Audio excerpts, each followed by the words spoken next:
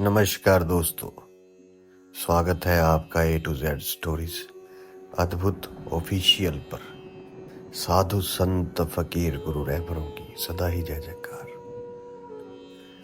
विज्ञान भैरव तंत्र का जगत भौतिक नहीं है, वे दार्शनिक भी नहीं है। तंत्र शब्द का अर्थ है विधि, उपाय, मार्ग। इसलिए ये एक वैज्ञानिक ग्रंथ है। विज्ञान क्यों की, कैसे की फिक्र करता है।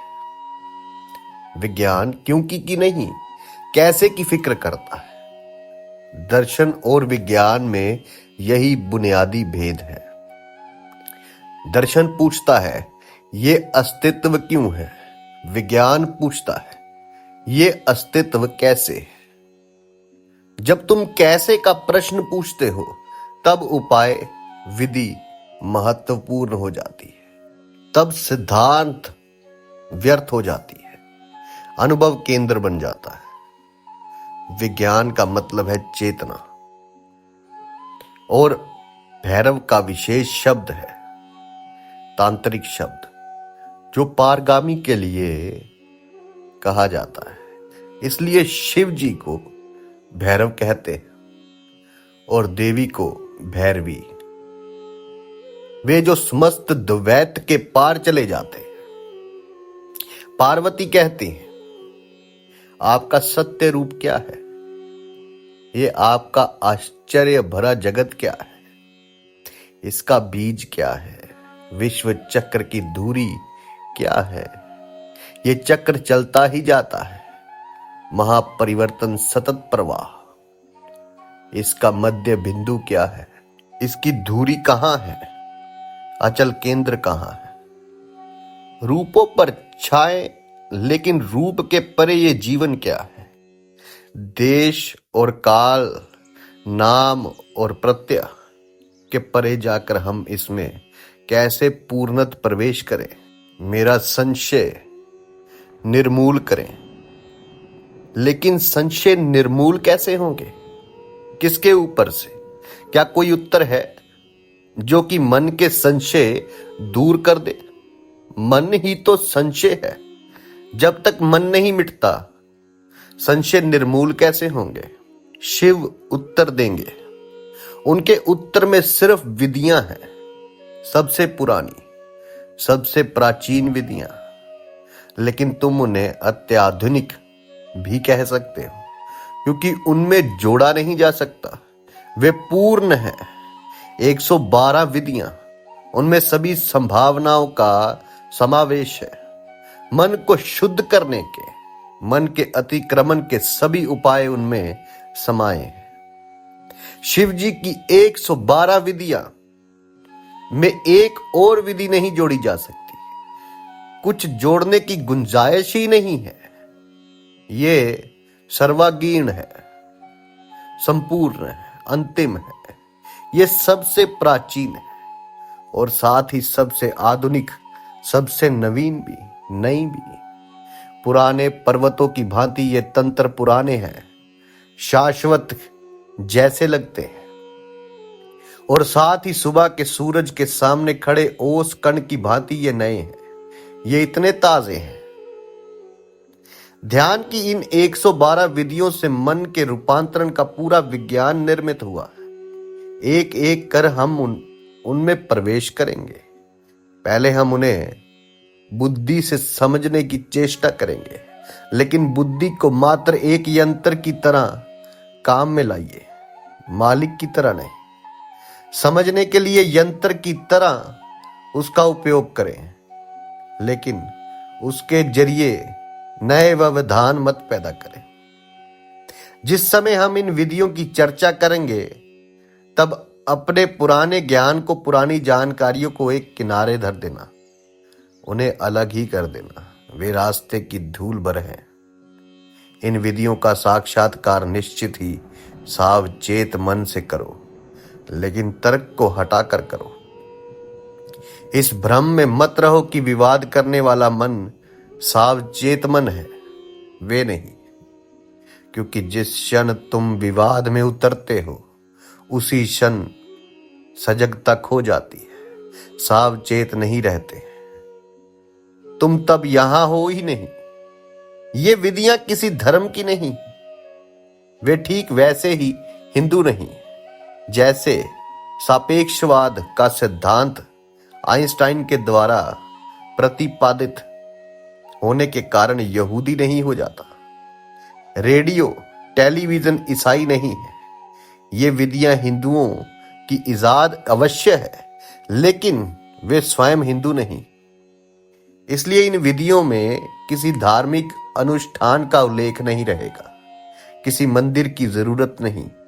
तुम स्वयं मंदिर हो, तुम ही प्रयोगशाला हो। तुम्हारे भीतर ही पूरा प्रयोग होने वाला है, और यहां तक कि विश्वास की भी जरूरत नहीं। तंत्र धर्म नहीं, विज्ञान है। किसी विश्वास की जरूरत नहीं।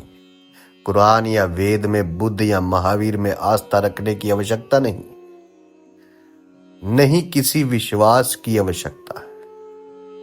प्रयोग करने का महासाहस पर्याप्त है। प्रयोग करने की हिम्मत काफी है। एक मुसलमान भी प्रयोग कर सकता है। वे कुरान के गहरे अर्थों को उपलब्ध हो जाएगा। एक हिंदू अभ्यास कर सकता है और वे पहली दफा जानेगा कि वेद क्या है। वैसे ही एक जैन इस साधना में उतर सकता है, बौद्ध इस साधना में उतर सकता है, एक ईसाई इस साधना में उतर सकता है। वे जहां हैं, तंत्र उन्हें आपत काम करेगा। उनके अपने चुने हुए रास्ते जो भी हो, तंत्र सहयोगी होगा। यही कारण है कि जन साधारण के लिए तंत्र नहीं समझा गया। और सदा ये होता है कि जब तुम किसी चीज को नहीं समझते हो तो उसे गलत जरूर समझते हो, क्योंकि तब तुम्हें लगता है कि समझते जरूर हो। तुम रिक्त स्थान में बने रहने को राजी नहीं। दूसरी बात कि जब तुम किसी चीज को नहीं समझते, तुम उसे गाली देने लगते हो। ये इसलिए कि ये तुम्हें अपमानजनक लगता है। तुम सोचते हो मैं और नहीं समझूं, ये असंभव है। इस चीज के साथ ही कुछ भूल हो गई, और तब तुम गाली देने लगते हो। तब तुम ऊल जलूल बकने लगते हो और कहते हो कि अब ठीक है। इसलिए तंत्र को नहीं समझा गया और तंत्र को गलत समझा गया। महान राजभोज ने पवित्र उज्जैन नगरी में तंत्र की विद्या पीठ के वो खत्म कर दिया था। 1 लाख तांत्रिक जोड़ों को काट दिया। क्यों? ये क्या है? हमारी समझ में नहीं आता। कुछ सालों पहले वहीं पर राजा विक्रमादित्य ने उन्हीं तांत्रिकों को कितना सम्मान दिया। यह इतना गहरा और ऊंचा था कि यह होना स्वाभाविक था। तीसरी बात कि चूंकि तंत्र द्वैत के पार जाता है, इसलिए उसका दृष्टिकोण अति नैतिक है। कृपया कर इन शब्दों को समझो। नैतिक, अनैतिक, अति नैतिक। नैतिक क्या है हम समझते हैं, अनैतिक क्या है हम समझते हैं। लेकिन जब कोई चीज अति नैतिक हो जाती है, दोनों के पार चली जाती है, तब उसे समझना कठिन है। तंत्र अति नैतिक है। तंत्र कहता है कोई नैतिकता जरूरी नहीं है, कोई खास नैतिकता जरूरी नहीं। सच तो यह है कि तुम अनैतिक हो, क्योंकि तुम्हारा चित्त अशांत है। इसलिए तंत्र शर्त नहीं लगाता कि पहले तुम नैतिक बनो, तब तंत्र की साधना कर सकते हो।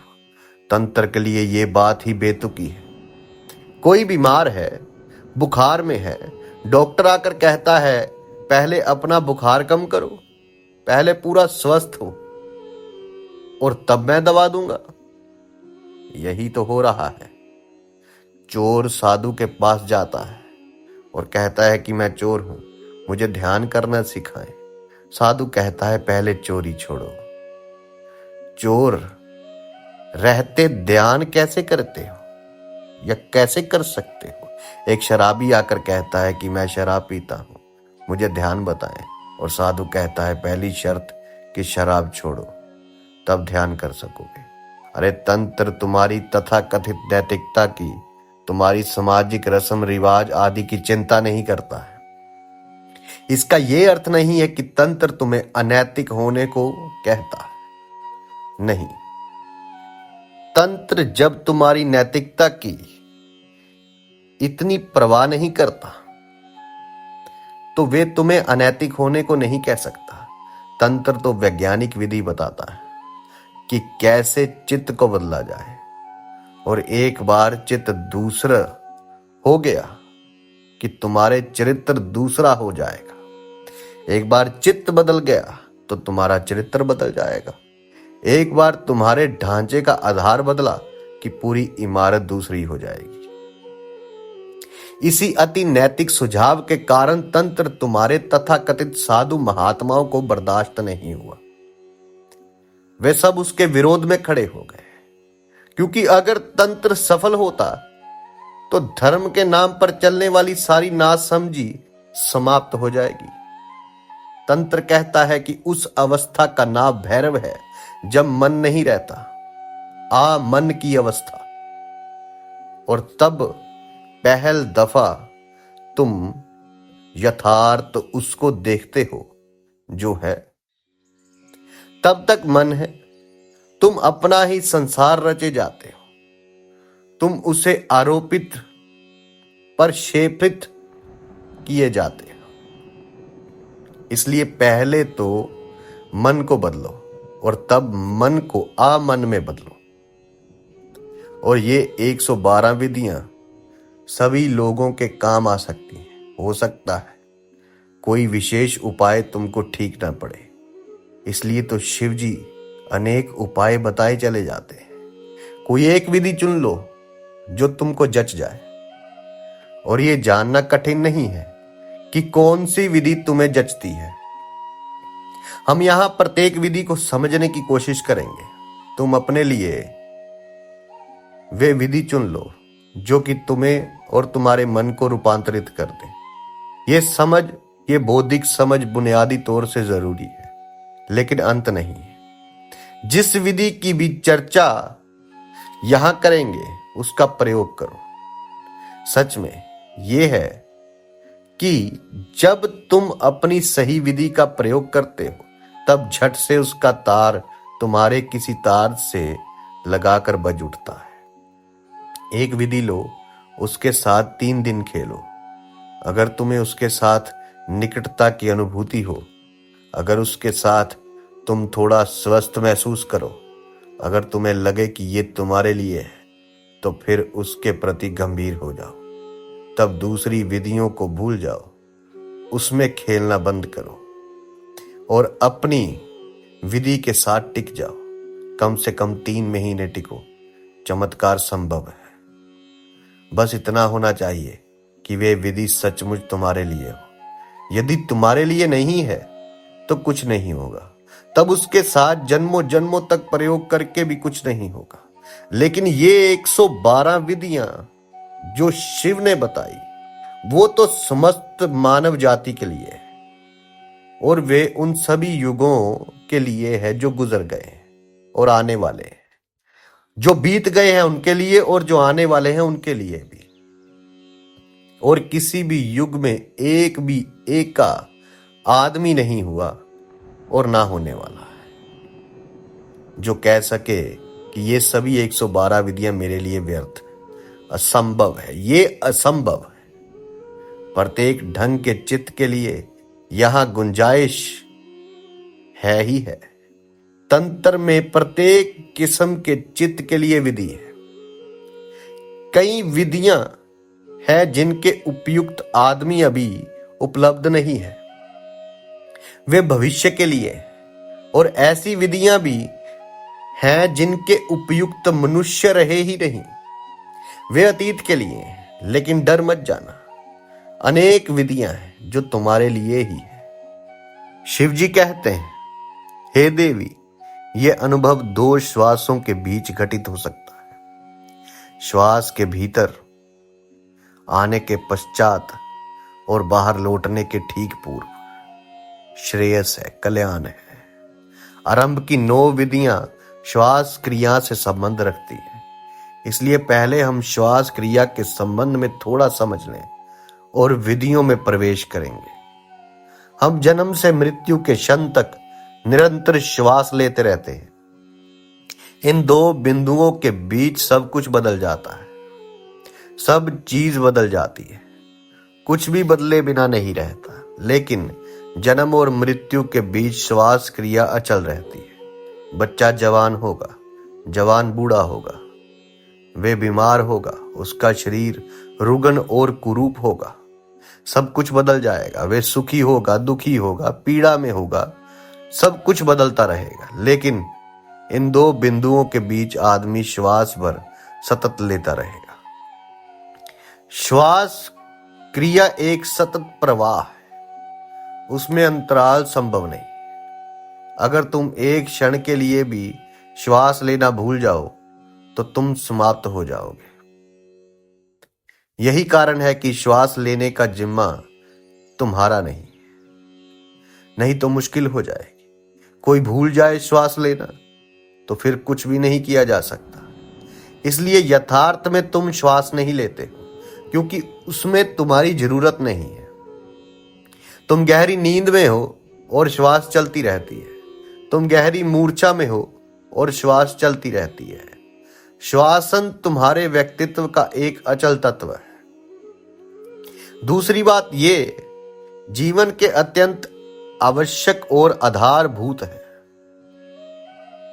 इसलिए जीवन और श्वास पर्यायवाची हो गए, इसलिए भारत में उसे प्राण कहते हैं। श्वास और जीवन को हमने एक शब्द दिया। प्राण का अर्थ है जीवन शक्ति, जीवंतता। तुम्हारा जीवन तुम्हारी श्वास है। तीसरी बात, श्वास तुम्हारे और तुम्हारे शरीर के बीच एक सेतु है। सतत श्वास तुम्हें तुम्हारे शरीर से जोड़ रही है, संबंधित कर रही है। और श्वास ना सिर्फ तुम्हारे और तुम्हारे शरीर के बीच सेतु है, वे तुम्हारे और विश्व के बीच भी सेतु है। तुम्हारा शरीर विश्व का अंग है। शरीर की हर एक चीज, हर एक कण, हर एक कोश विश्व का अंश है। यह विश्व के साथ निकटतम संबंध है और श्वास सेतु है। और अगर सेतु टूट जाए तो तुम शरीर में नहीं रह सकते, तुम किसी अज्ञात आयाम में चले जाओगे।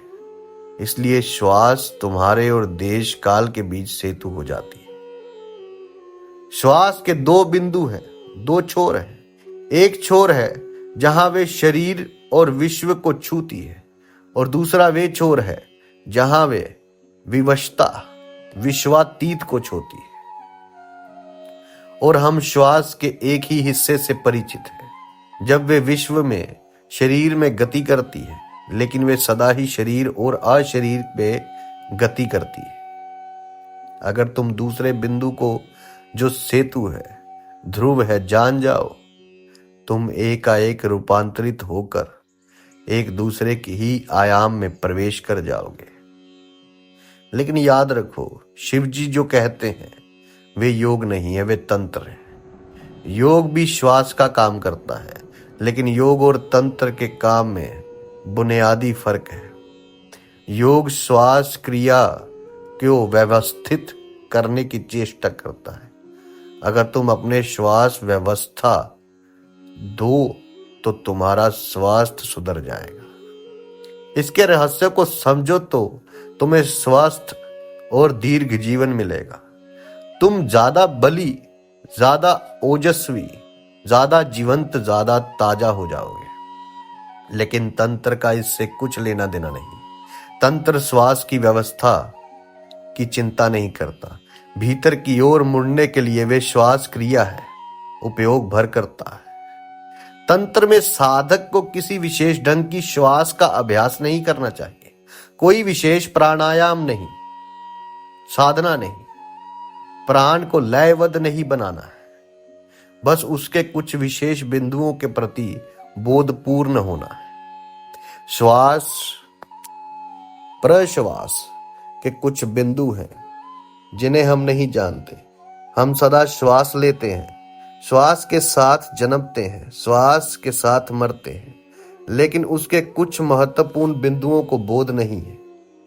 और ये हैरानी की बात है, मनुष्य अंतरिक्ष की गहराइयों में उतर रहा है, खोज रहा है, वे चांद पर पहुंच गया है, लेकिन वे अपने जीवन के इस निकटतम बिंदु को समझ नहीं सका।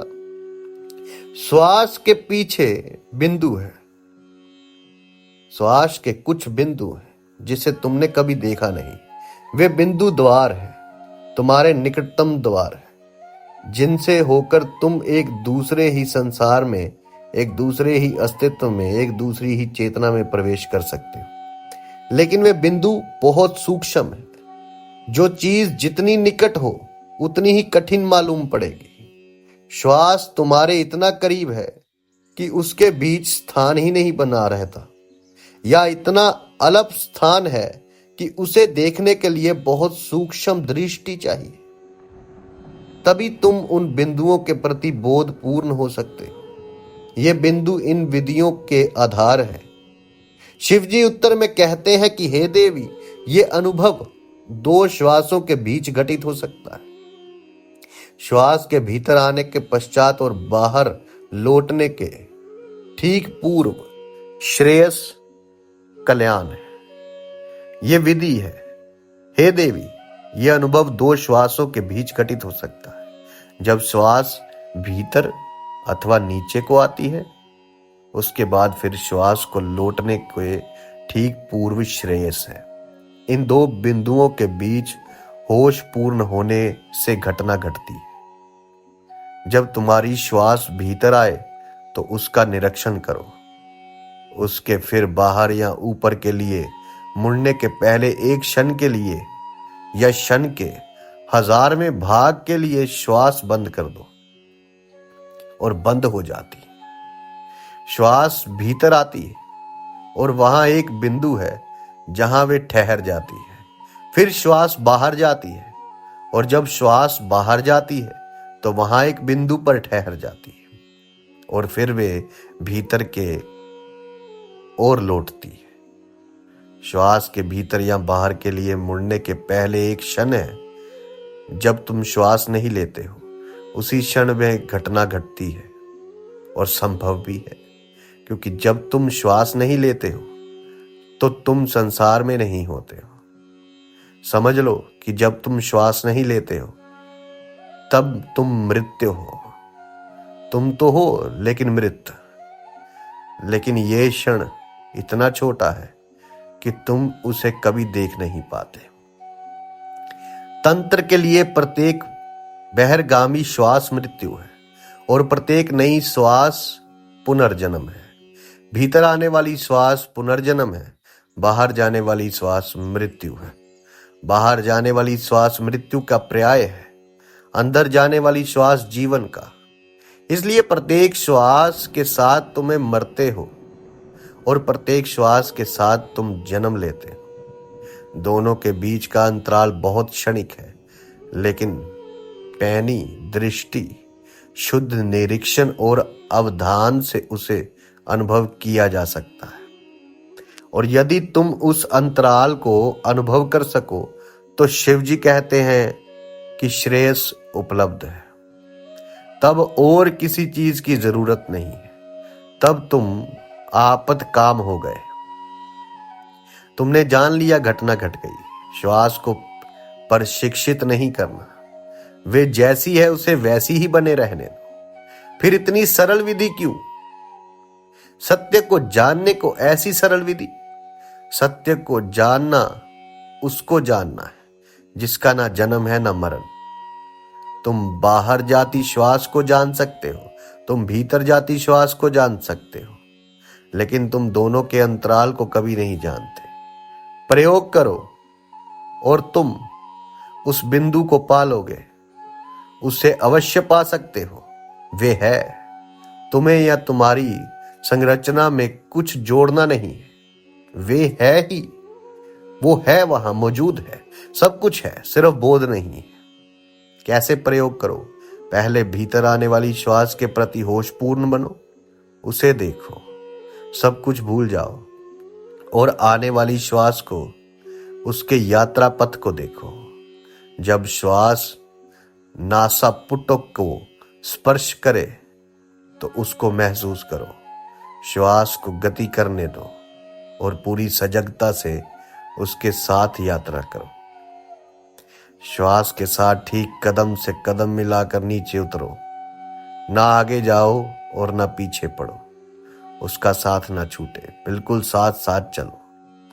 स्मरण रहे, ना आगे जाना है और ना छाया की तरह पीछे चलना है।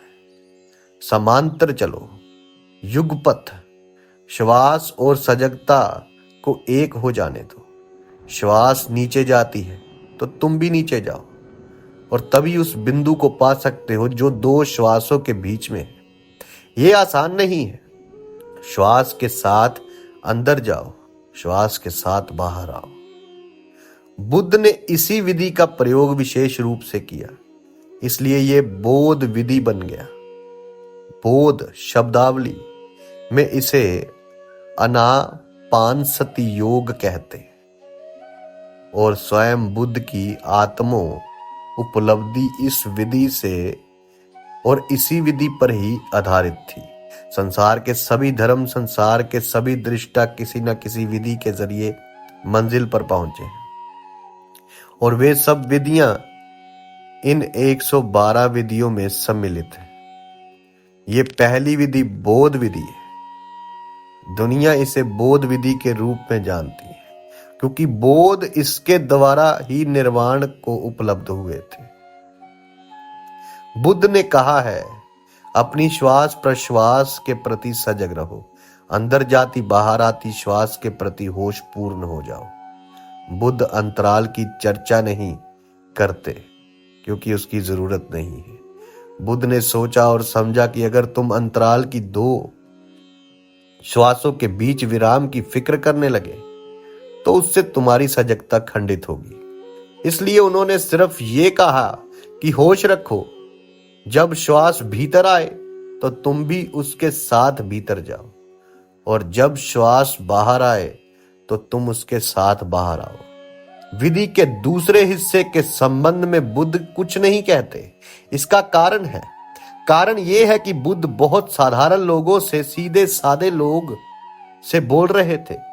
वे उनसे अंतराल की बात करते तो उससे लोगों में अंतराल को पाने की एक अलग कामना निर्मित हो जाती और यह अंतराल को पाने की कामना बोध में बाधा बन जाती।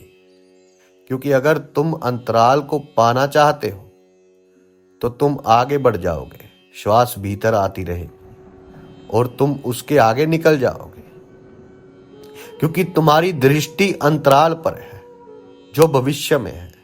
बुद्ध कभी इसकी चर्चा नहीं करते, इसलिए बुद्ध की विधि आदि है, लेकिन दूसरा हिस्सा अपने आप ही चला जाता है। अगर तुम श्वास के प्रति सजगता का बोध का अभ्यास करते गए तो एक दिन अनजाने ही तुम अंतराल को पा जाओगे। क्योंकि जैसे जैसे तुम्हारा बोध तीव्र, गहरा और सघन होगा, जैसे जैसे तुम्हारा बोध स्पष्ट आकर लेगा, आकार लेने लगेगा, जब सारा संसार भूल जाएगा, बस श्वास का आना जाना ही एकमात्र बोध रह जाएगा, तब अचानक तुम उस अंतराल को अनुभव करोगे जिसमें श्वास नहीं है। अगर तुम सूक्ष्मता से श्वास प्रश्वास के साथ यात्रा कर रहे हो तो उस स्थिति के प्रति अबोध कैसे रह सकते हो जहां श्वास नहीं। वे क्षण आ ही जाएगा जब तुम महसूस करोगे कि अब श्वास नहीं जाती, ना आती है। श्वास क्रिया बिल्कुल ठहर गई है और उसी ठहराव में श्रेयस का वास है, उसका वास है। यह एक विधि लाखों करोड़ों लोगों के लिए पर्याप्त है। सदियों तक समूचा एशिया इस एक विधि के साथ जिया और उसका प्रयोग करता रहा। तिब्बत, चीन, जापान, बर्मा, श्याम, श्रीलंका, भारत को छोड़कर समस्त एशिया सदियों तक इस एक विधि का उपयोग करता रहा और इस एक विधि के द्वारा हजारों हजारों व्यक्ति ज्ञान को उपलब्ध हुए। और ये पहली ही विधि है। दुर्भाग्य की बात की चूकी है कि ये विधि बुद्ध के नाम से संबंध हो गई, इसलिए हिंदू इस विधि से बचने की चेष्टा में लगे रहे, क्योंकि ये बौद्ध विधि की तरह बहुत प्रसिद्ध हुई। हिंदू इसे बिल्कुल भूल गए।